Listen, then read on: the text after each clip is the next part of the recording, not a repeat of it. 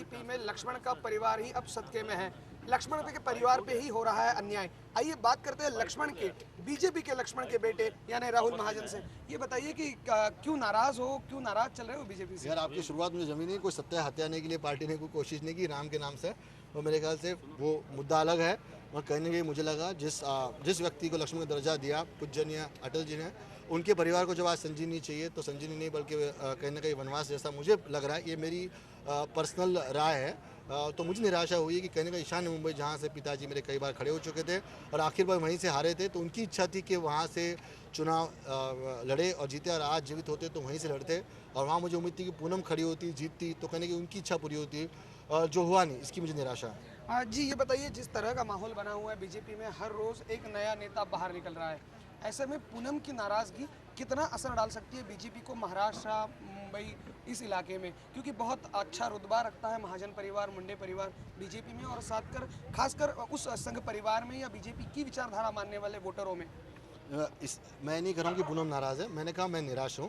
पूनम बिल्कुल नाराज़ नहीं, वो अपनी ताकत जोर शोर से काम करती रहेगी पार्टी का, कि कहीं ना कहीं ये पार्टी मेरे पिताजी ने बनाई है और पार्टी में डिसिप्लिन नंबर 1 है। तो ज़रूर टिकट आज काटा गया इसलिए पूनम काम ना करे, ये नहीं होगा। वो आने वाले भविष्य को जरूर देखते हुए, आने वाले 20 साल को देखते हुए युवाओं को क्या प्रेरणा देनी है वो काम करती रहेगी। मैं सिर्फ अपनी व्यक्तिगत निराशा व्यक्त कर रहा हूँ, नाराज़गी भी नहीं। जी युवाओं की बात होती है, लेकिन युवाओं को ही दरकिनार किया जाता है। ये कौन सी युवाओं की बात हो गई? ये ज़रूर समस्या मुझे लगती है कहीं ना कहीं है। मैं पार्टी को सलाह तो नहीं दे रहा हूँ, और मैं एज अ इंडियन सिटीजन एक इंडिपेंडेंट ओपिनियन ज़रूर दे रहा हूँ कि कई लोगों ने कहा कि शायद पूनम जूनियर है। पूनम की उम्र 27-28 साल हो गई है, और मेरे ख्याल से अगर उनको लगता है वो जूनियर है, और देश में जब 57% लोग, जब 57% लोग जब युवा है, तो ये शायद लगता है वृद्धाश्रम से लोग ढूंढ ढूंढ के लाएंगे कैंडिडेट करके।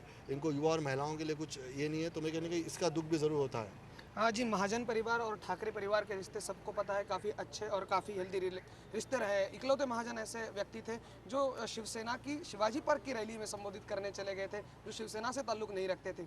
ऐसे में राज ठाकरे को आज पूनम महाजन मिलने गई, उसको ये कारण बताया जा रहा है कि गुड़ी पाड़वा की बेस्ट विशेष देने चली गई। इसके पहले भी कई मौके आए जब राज ठाकरे के लिए मिलना जाना ज़रूरी था, जेल हो गई, चाहे जेल से छूट के आ गए, तब महाजन परिवार का कोई नहीं गया। फिर आज ही क्यों? नहीं, तभी जेल की बात नहीं थी। गुड़ी पड़वा तो हर टाइम साल में पूनम गई होगी पहले भी, और आपने देखा नहीं हुआ, चुनाव के समय तब नहीं था, इसलिए वो मामला इतना नहीं था। मेरे ख्याल से ये सिर्फ कर्टेसी मीटिंग थी और कुछ नहीं थी।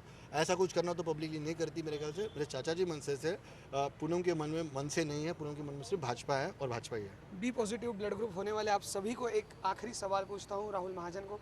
ये बताइए कि आखिर क्या करोगे, क्या ऑप्शंस है आपके सामने, और किस ऑप्शन को आप दिल से चाहते हो, मन से चाहते हो? देखिए, मेरे पास सारे ऑप्शन खुले हैं। मैंने ये कहा कि मैं अन्याय करता नहीं और अन्याय सहूँगा भी नहीं। तो अगर मुझे लगता है कहीं अन्याय, और जो मेरे हाथ से मैं खुद कर सकता हूँ, मैं ज़रूर करूँगा। मैं निर्णय लूँगा मुझे क्या करना है, और एक बार निर्णय किया तो फिर मुझे कोई रोक नहीं सकता। बीजेपी में रोज एक नया नेता बगावत का बिगुल बजा रहा है।